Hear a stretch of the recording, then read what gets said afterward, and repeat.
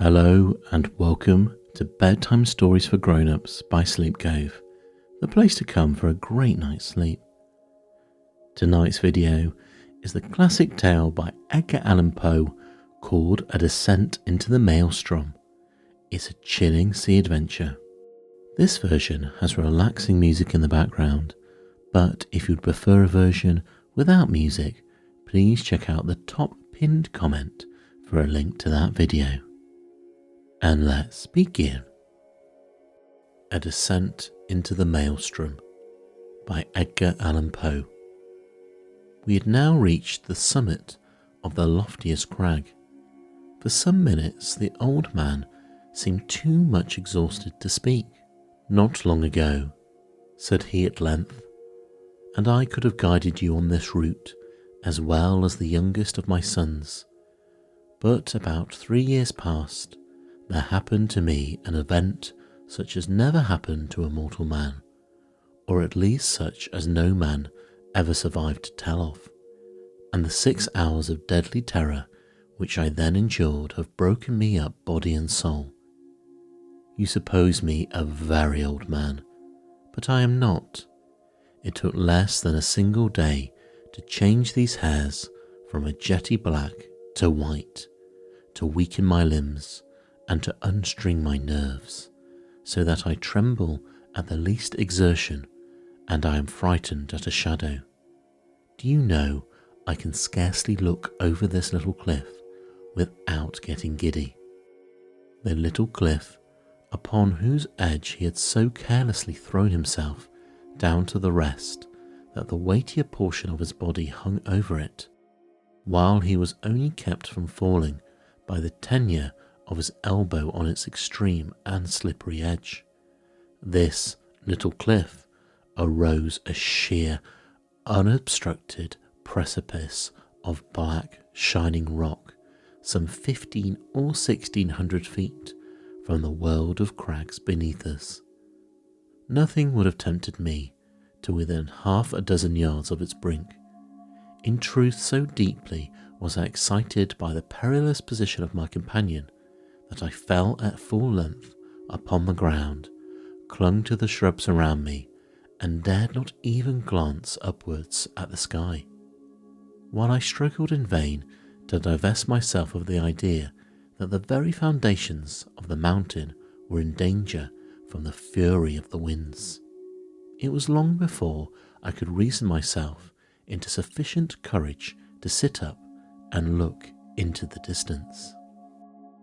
"You must get over these fancies," said the guide, "for I have brought you here that you might have the best possible view of the scene of that event I mentioned, and to tell you the whole story with the spot just under your eye. We are now," he continued, in that particularizing manner which distinguished him, "we are now close upon the Norwegian coast, in the 68th degree of latitude, in the great province of Nordland, in the dreariest district of Lofoten. The mountain upon whose top we sit is Helseggen the Cloudy. Now raise yourself up a little higher, hold on to the grass if you feel giddy, and look out, beyond the belt of vapour beneath us, into the sea." I looked dizzily and held a wide expanse of ocean, whose waters were so inky a hue as to bring at once to my mind the Nubian geographer's account of the Mare Tenebrarum, a panorama more deplorably desolate no human imagination can conceive.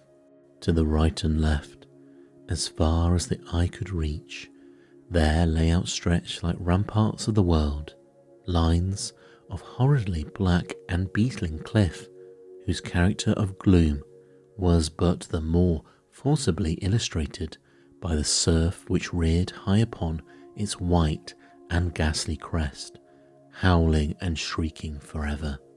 Just opposite the promontory, upon whose apex we were placed, at a distance of some 5 or 6 miles out at sea, there was visible a small bleak-looking island, or more properly, its position was discernible through the wilderness of surge in which it was enveloped. About 2 miles nearer the land arose another of smaller size, hideously craggy and barren, and encompassed at various intervals by a cluster of dark rocks. The appearance of the ocean in the space between the more distant island and the shore had something very unusual about it. Although at the time so strong a gale was blowing landward, there was a brig in the remote offing laid to under a double-reefed trysail, and constantly plunged our whole hull out of sight. Still there was here nothing like a regular swell, but only a short, quick, angry cross-dashing of water in every direction, as well in the teeth of the wind as otherwise. Of foam there was a little excerpt in the immediate vicinity of the rocks. "The island in the distance," resumed the old man, "is called by the Norwegians Vurg. The one midway is Moscow. That a mile to the northward is Ambaren. Yonder is Alsen, Hotham, Kieltem, Surlvem, and Bockholm. Farther off, between Moscow and Vurg, are Otterholm, Flimen, Sandflessem, and Stockholm. These are the true names of the places, but why it has been thought necessary to name them at all is more than either you or I can understand. Do you hear anything? Do you see any change in the water?" We had now been about 10 minutes upon the top of Helseggen, to which we had ascended from the interior of Lofoden, so that we caught no glimpse of the sea until it had burst upon us from the summit.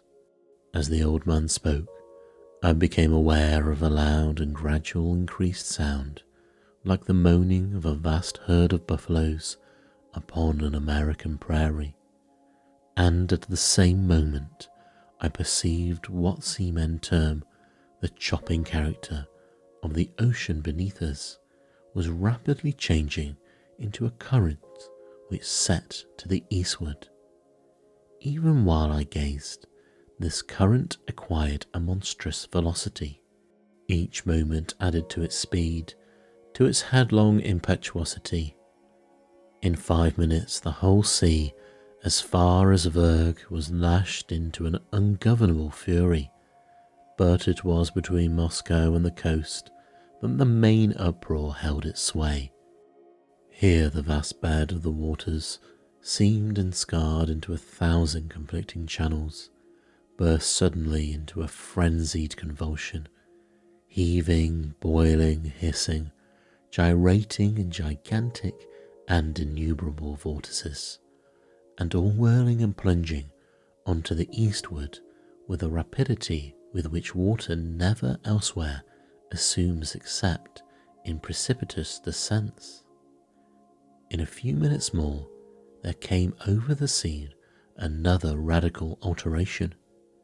The general surface grew somewhat more smooth, and the whirlpools one by one disappeared, while prodigious streaks of foam became apparent where none had been seen before. These streaks at length, spreading out to a great distance and entering into combination, took unto themselves the gyratory motion of the subsided vortices, and seemed to form the germ of another more vast. Suddenly, very suddenly, this assumed a distinct and definite existence in a circle of more than a mile in diameter. The edge of the whirl was represented by a broad belt of gleaming spray, but no particle of this slipped into the mouth of the terrific funnel, whose interior, as far as the eye could fathom it, it was a smooth, shining and jet-black wall of water, inclined to the horizon at an angle of some 45 degrees, speeding dizzily round and round with a swaying and sweltering motion, and sending forth to the winds an appalling voice of half shriek, half roar, such as not even the mighty cataract of Niagara ever lifts up in its agony to heaven. The mountain trembled to its very base, and the rock rocked. I threw myself upon my face and clung to the scant herbage in an excess of nervous agitation. "This," said I at length to the old man, "this can be nothing else than the great whirlpool of the Maelstrom." "So it is sometimes termed," said he. "We Norwegians call it the Moscow Strom, from the island of Moscow in the Midway." The ordinary accounts of this vortex had no means prepared me for what I saw. That of Jonas Ramus, which is perhaps the most circumstantial of any, cannot impart the faintest conception either of the magnificence or of the horror of the scene, or of that wild bewildering sense of the novel which confounds the beholder.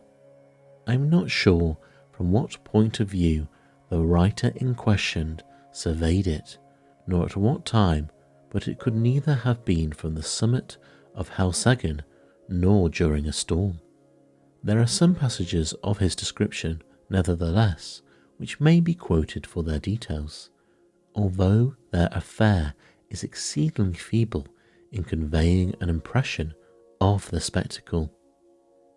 "Between Lofoden and Moscow," he says, "the depth of the water is between 36 and 40 fathoms, but on the other side, towards Ver, these depths decrease as to not afford a convenient passage for a vessel, without the risk of splitting on the rocks, which happens even in the calmest weather. When it is flood, the stream runs up the country between Lofoden and Moscow with a boisterous rapidity, but the roar of its impetuous ebb to the sea is scarce equalled by the loudest and most dreadful cataracts, the noise being heard several leagues off, and the vortices or pits of such an extent and depth that if a ship comes within its attraction, it is inevitably absorbed and carried down to the bottom and there beat to pieces against the rocks. And when the water relaxes and fragments thereof are thrown up again. But these intervals of tranquillity are only at the turn of the ebb and flood, and in calm weather and last but quarter of an hour, its violence gradually returning. When the stream is most boisterous and its fury heightened by a storm, it is dangerous to come within a Norway mile of it. Boats, yachts and ships have been carried away, not guarding against it before they were within its reach. It likewise happens frequently that whales come too near the stream and are overpowered by its violence, and then it is impossible to describe their howlings and bellowings in the fruitless struggles to disengage themselves.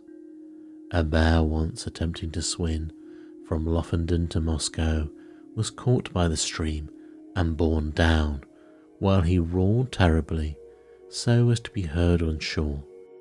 Large stalks of firs and pine trees, after being absorbed by the current, rise again broken and torn to such a degree as if bristles grew upon them. This plainly shows the bottom to consist of craggy rocks, among which there are whirled to and fro. This stream is regulated by the flux and reflux of the sea, it being constantly high and low water every 6 hours. In the year 1645, early in the morning of Sexagesima Sunday, it raged with such noise and impetuosity that the very stones of the houses on the coast fell to the ground. In regard to the depth of the water, I could not see how this could have been ascertained at all in the immediate vicinity of the vortex. The 40 fathoms must have reference only to a portion of the channels close upon the shore either of Moscow or Lofoden, the depth in the centre of the Maelstrom must be immeasurably greater, and no better proof of this fact is necessary than can be obtained from even the sidelong glance into the abyss of the well, which had been from the highest crag of Helseggen. Looking down from this pinnacle upon the howling Phlegethon below, I could not help smiling at the simplicity with which the honest Jonas Ramus records, as a matter difficult of belief, the anecdotes of the whales and bears, for it appeared to me, in fact, a self-evident thing, that the largest ship of the line in existence, coming within the influence of that deadly attraction, could resist it as little as a feather in the hurricane, and must disappear bodily and at once. The attempts to account for this phenomenon, some of which I remember, seemed to me sufficiently plausible in perusal, now wore a very different and unsatisfactory aspect. The idea generally received is that this, as well as 3 smaller vortices among the Faroe Islands, have no other course than the collision of waves rising and falling at flux and reflux against a ridge of rocks and shelves, which confines the water that it precipitates itself like a cataract, and thus the higher the flood rises, the deeper must the fall be, and the natural result of all is a whirlpool or vortex, the prodigious suction of which is sufficiently known by lesser experiments. The words I quoted are from the Encyclopaedia Britannica. Kircher and others imagine that in the centre of the channel of the Maelstrom is an abyss penetrating the globe and issuing in some very remote part, the Gulf of Bothnia being somewhat decidedly named in one instance. This opinion, idle in itself, was the one to which, as I gazed, my imagination most readily assented, and mentioning it to the guide, I was rather surprised to hear him say that, although it was the view almost universally entertained on the subject by the Norwegians, it nevertheless was not his own. As to the former notion, he confessed his inability to comprehend it, and here I agreed with him, for however conclusive on paper, it becomes altogether unintelligible and even absurd amid the thunder of the abyss. "You have had a good look at the well now," said the old man, "and if you will creep round this crag, so as to get in its lee the deadened roar of the water, I will tell you a story that will convince you I ought to know something of the Maelstrom." I placed myself as desired, and he proceeded. "Myself and my 2 brothers once owned a schooner rigged smack of about 70 tons burthen, with which we were in the habit of fishing among the islands behind Moscow, nearly to Vurg. In all violent eddies at sea there is good fishing, at proper opportunities, if one has only the courage to attempt it. But among the whole of the Lofoden coastmen, we 3 were the only ones who made a regular business of going out to the islands, as I tell you. The usual grounds are a great way lower down to the southward. There fish can be got at all hours without much risk, and therefore these places are preferred. The choice spots over here among the rocks, however, not only yield the finest variety, but in a far greater abundance, so that we are often got in a single day what the more timid of the craft could not scrape together in a week. In fact, we made it a matter of desperate speculation, the risk of life standing instead of labour, and courage answering for capital. We kept the smack in a cove about 5 miles higher up than the coast than this, and it was in our practice in fine weather to take advantage of the 15-minute slack to push across the main channel of the Moscow Strom far above the pool, and then drop down upon anchorage somewhere near Ottenhelm or Sandflesen, where the eddies are not so violent as elsewhere. Here we used to remain until nearly time for slack water again, where we weighed and made for home. We never set out upon the expedition without a steady side wind for coming and going, one that we felt sure would not fail us before our return, and we seldom made a miscalculation upon this point. Twice during 6 years we were forced to stay all night at anchor on account of a dead calm, which is a rare thing indeed just about here, and once we had to remain on the grounds nearly a week, starving to death owing to a gale which blew up shortly after our arrival and made the channel too boisterous to be thought of. Upon this occasion we should have been driven out to sea in spite of everything, for the whirlpools threw us round and round so violently that at length we fouled our anchor and dragged it. If it had not been that we were drifted in one of the innumerable cross-currents, here today and gone tomorrow, which drove us under the lee of Flimen, where, by good luck, we brought up, I could not tell you the 20th part of the difficulties we had countered on the grounds. It is a bad spot to be in, even in good weather, but we made shift always to run the gauntlet of the Moscow Strom itself without accident, although at times my heart has been in my mouth when we happened to be a minute or so behind, or behind the slack. The wind sometimes was not as strong as we thought it at starting, and then we made rather less way than we could wish, while the current rendered the smack unmanageable. My eldest brother had a son 18 years old, and I had 2 stout boys of my own. These would have been of great assistance at such times, in using the sweeps, as well as afterwards in fishing.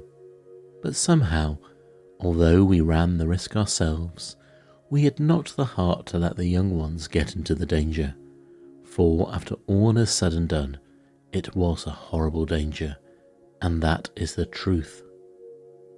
It is now within a few days of 3 years since when I am going to tell you what occurred.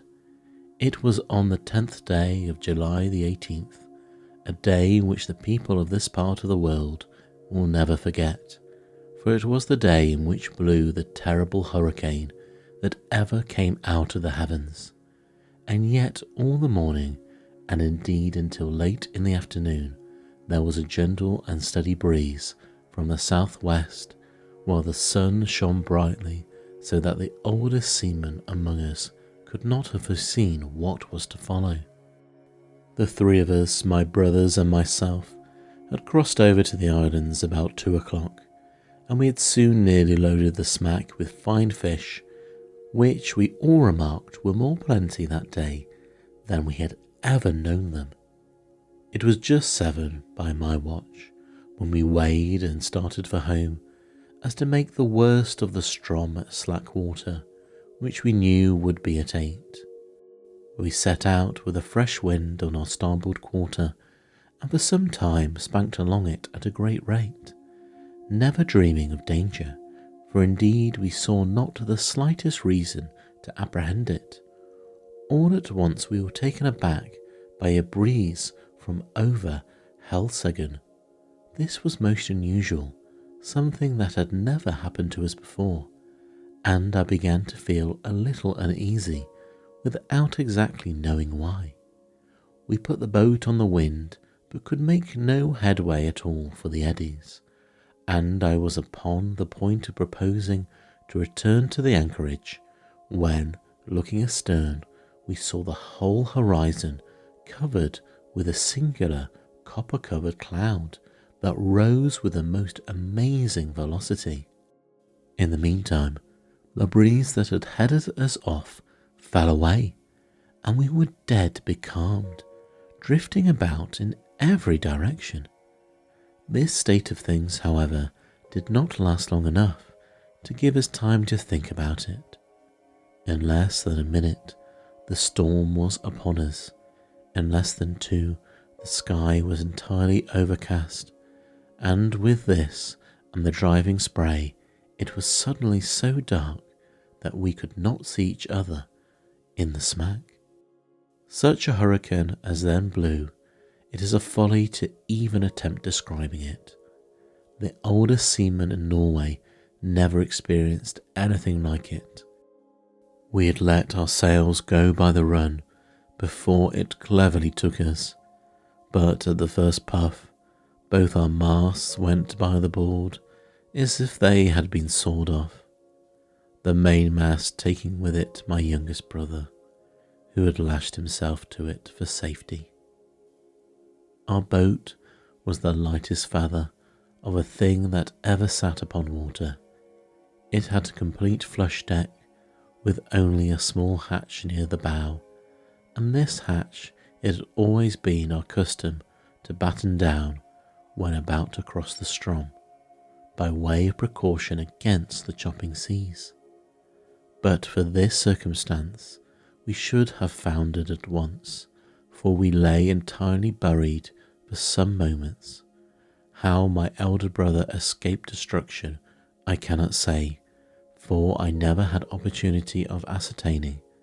For my part, as soon as I had let the foresail run, I threw myself flat on deck, with my feet against the narrow gunway of the bow, and my hands grasping a ring-bolt near the foot of the foremast. It was mere instinct that prompted me to do this, which was undoubtedly the very best thing I could have done, for I was too much flurried to think. For some moments we were completely deluged, and I say at this time I held my breath and clung on to the bolt. When I could stand it no longer, I raised myself upon my knees, still taking hold of with my hands, and thus got my head clear. Presently our little boat gave herself a shake, just as our dog does in coming out of the water, and thus rid herself in some measure of the seas. I was now trying to get the better of the stupor that had come over me, and to collect my senses so as to see what was to be done, when I felt somebody grasp my arm. It was my elder brother, and my heart leaped for joy, for I had made sure that he was overboard. But the next moment all this joy was turned to horror, for he put his mouth close to my ear and screamed out the word, Maelstrom. No one will know what my feelings were at that moment. I shook my head to foot as if I had the most violent fit of the ague. I knew what he meant by that one word well enough. I knew what he wished to make me understand. With the wind that now drove us on, we were bound for the whirl of the Strom, and nothing could save us. You perceive that coming in crossing the Strom channel, we were always went a long way up above the whirl, even in the calmest weather, and then had to wait and watch carefully for the slack. But now we were driving right upon the pool itself, and in such a hurricane as this. To be sure, I thought, we shall get there just about the slack. There is some little hope in that. But in the next moment I had cursed myself for being so great a fool as to dream of hope at all. All I knew very well that we were doomed, had we been 10 times a 90 gunship. By this time, the first fury of the tempest had spent itself, or perhaps we did not feel it so much as we scudded before it. But at all events the seas, which at first had been kept down by the wind, lay flat and frothing, now got up into absolute mountains. A singular change, too, had come over the heavens. Around in every direction it was still as black as pitch, but nearly overhead there burst out all at once a circular rift of clear sky, as clear as I ever saw, and of a deep bright blue, and through it there blazed forth the full moon with a lustre that I never knew her to wear. She lit up everything about us with the greatest distinctiveness. But oh God, what a scene it was to light up. I now made one or two attempts to speak to my brother, but in some manner which I could not understand. The din had so increased that I could not make him hear a single word, although I screamed to the top of my voice in his ear. Presently he shook his head, looking as pale as death, and held up one of his fingers as if to say, "Listen." At first I could not make out what he meant, but soon a hideous thought flashed upon me. I dragged my watch from its fob. It was not going. I glanced at his face by the moonlight, and then burst into tears as I flung it far away into the ocean. It had run down at 7 o'clock. We were behind the time of the slack, and the whirl of the Strom was in full fury. When a boat is well built, properly trimmed, and not deep laden, the waves in a strong gale, when she is going large, seem to flip and slip from beneath her, which appears very strange to a landsman, and this is what is called riding in sea phrase. Well, so far we had ridden the swells very cleverly, but presently a gigantic sea happened to take us right under the counter, and bore us with it as it rose up, as if into the sky. I would have not believed that any wave could rise so high, and then down we came with a sweep, a slide and a plunge that made me feel sick and dizzy, as if I was falling down from some lofty mountain top in a dream. But while we were up, I had thrown a quick glance around, and that one glance was all sufficient. I saw our exact position in an instant. The Moscow Strom whirlpool was about a quarter of a mile dead ahead, but no more like the everyday Moscow Strom than the whirl as you now see it is like a mill race. If I had not known where we were and what we had to expect, I could not have recognized the place at all. As it was, I involuntarily closed my eyes in horror. The lids clenched themselves together as if in a spasm. It could not have been more than 2 minutes afterwards until we suddenly felt the wave subside and we were enveloped in foam. The boat made a sharp half turn to larboard and then shot off in its new direction like a thunderbolt.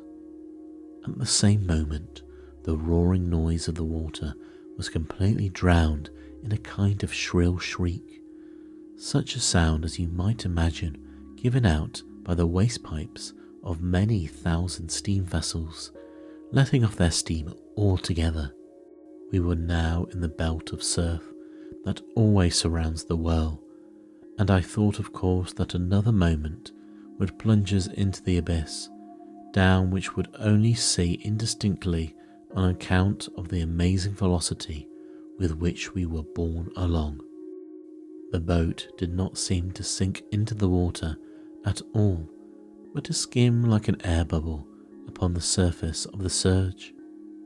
Her starboard side was next the whirl, and on the larboard arose the world of ocean we had left.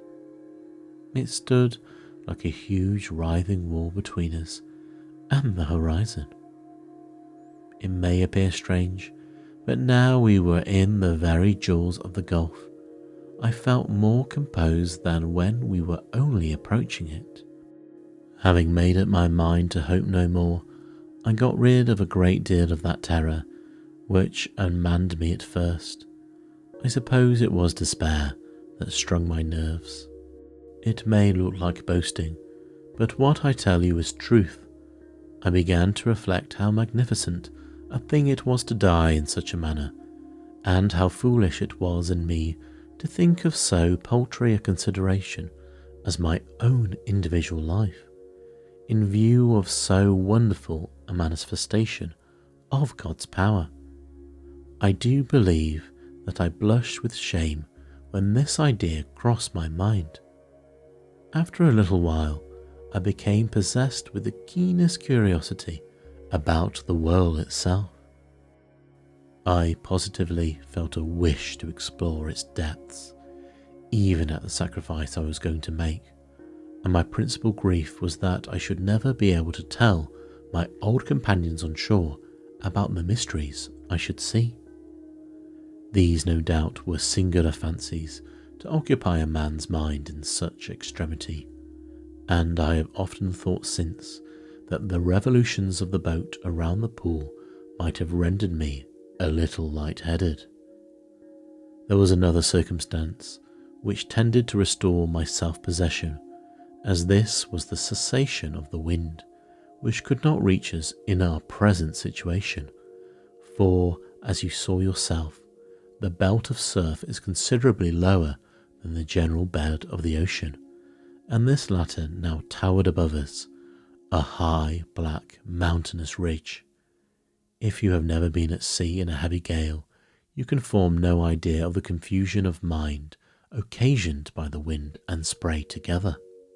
They blind, deafen, and strangle you, and take away all power of action or reflection.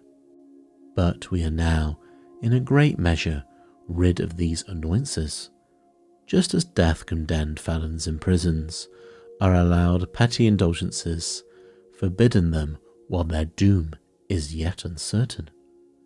How often we made the circuit of the belt, it is impossible to say. We careered round and round for perhaps an hour, flying rather than floating, getting gradually more and more into the middle of the surge, and then nearer and nearer to its horrible inner edge. All this time I had never let go of the ring bolt. My brother was at the stern, holding on to a small empty water cask, which had been securely lashed under the coop of the counter, and was the only thing on deck that had not been swept overboard when the gale first took us. As we approached the brink of the pit, he let go his hold upon this and made for the ring, from which in the agony of his terror he endeavoured to force my hands, as it was not large enough to afford us both a secure grasp.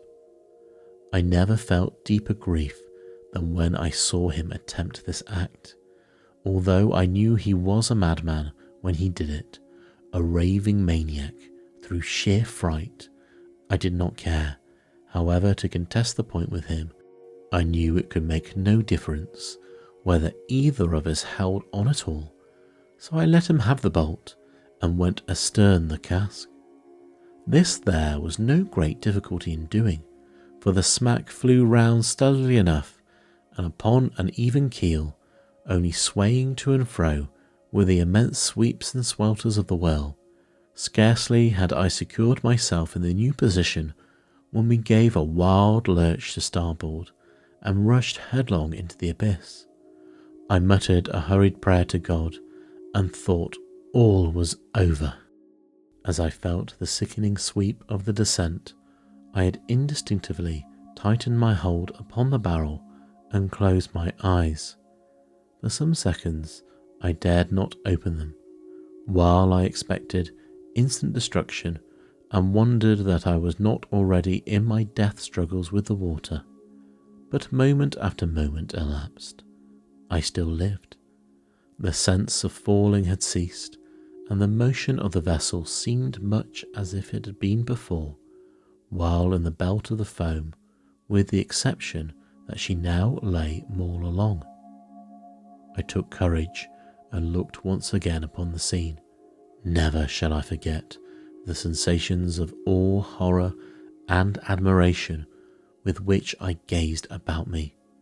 The boat appeared to be hanging, as if by magic, midway down upon the interior surface of a funnel vast in circumference, prodigious in depth, and whose perfectly smooth sides might have been mistaken for ebony, but for the bewildering rapidity from which they spun round and around, for the gleaming and ghastly radiance they shot forth as the rays of the full moon from the circular rift amid the clouds which I had already described, streamed in a flood of golden glory along the black walls and far away down into the inmost recesses of the abyss. At first I was too much confused to observe anything accurately. The general burst of terrific grandeur was all that I beheld. Where I recovered myself a little, however, my gaze fell indistinctly downwards. In this direction I was able to obtain an unobstructed view from the manner in which the smack hung on the inclined surface of the pool. She was quite upon an even keel, that is to say, her deck lay in the plane parallel with that of the water, but this latter sloped at an angle of more than 45 degrees, so that she seemed to be lying upon her beam ends. I could not help observing, nevertheless, that I had scarcely more difficulty in maintaining my hold and footing in this situation than if we had been upon a dead level, and this, I suppose, was owing to the speed of which we revolved. The rays of the moon seemed to search the very bottom of the profound gulf, but still I could make out nothing distinctively, on account of a thick mist in which everything there was enveloped, and over which hung a magnificent rainbow, like the narrow and tottering bridge which Mussulmen say is the only pathway between time and eternity. This mist or spray was no doubt occasioned by the clash of the great walls of the funnel as they met together at the bottom, but the yell that went up to the heavens was out of that mist I dare not attempt to describe. Our first slide into the abyss itself from the belt of foam above had carried us a great distance down the slope, but our farther descent was by no means proportionate. Round and round we swept, not with any uniform movement, but in dizzying swings and jerks that sent us sometimes only a few hundred yards, and sometimes nearly the complete circuit of the whirl. Our progress downward at each revolution was slow but very perceptible. Looking about me upon the wide waste of liquid ebony on which we were thus borne, I perceived that our boat was not only the only object in the embrace of the whirl. Both above and below us were visible fragments of vessels, large masses of building timber and trunks of trees, with many smaller articles such as pieces of house furniture, broken boxes, barrels and staves. I have already described the unnatural curiosity which had taken the place of my original terrors. It appeared to grow upon me as I drew nearer and nearer to my dreadful doom, and now begin to watch with a strange interest the numerous things that floated in our company. I must have been delirious, for I even sought amusement in speculating upon the relative velocities of their several descents towards the foam below me. This fir tree, I found myself at one time saying, will certainly be the next thing that takes the awful plunge and disappears. And then I was disappointed to find that the wreck of the Dutch merchant ship overtook it and went down before. At length, after making several guesses of this nature and being deceived in all, this fact, the fact of my invariable miscalculation, set me upon a train of reflection that made my limbs again tremble and my heart beat heavily once more. It was not a new terror that thus affected me, but the dawn of more exciting hope. This hope arose partly from memory and partly from the present observation. I called in mind to the great variety of buoyant matter that strewed the coast of Lofoden, having been absorbed and then thrown forth by the Maelstrom. By far the greater number of the articles were shattered in the most extraordinary way, so chafed and roughened as to have the appearance of being stuck full of splinters. But then I distinctly recollected that there were some of them which were not disfigured at all. Now how I could not account for this difference, except by supposing that the roughened fragments were the only ones which had been completely absorbed, that the others had entered the whirl at so late a period of the tide, or for some reason had descended so slowly after entering that they did not reach the bottom before the turn of the flood came, or of the ebb, as the case might be. I conceived it possible in either instance that they might be whirled up again to the level of the ocean without undergoing the fate of those which had been drawn in more early or absorbed more rapidly. I made also 3 important observations. The first was that as a general rule, the larger the bodies, the more rapid the descent. The second, that between 2 masses of equal extent, the one spherical and the other of any shape, the superiority in speed of descent was with the sphere. The third, that between 2 masses of equal size, the one cylindrical and the other of any shape, the cylinder was absorbed the more slowly. Since my escape, I have had several conversations on this subject with an old schoolmaster of the district, and it was from him that I learned the words cylinder and sphere.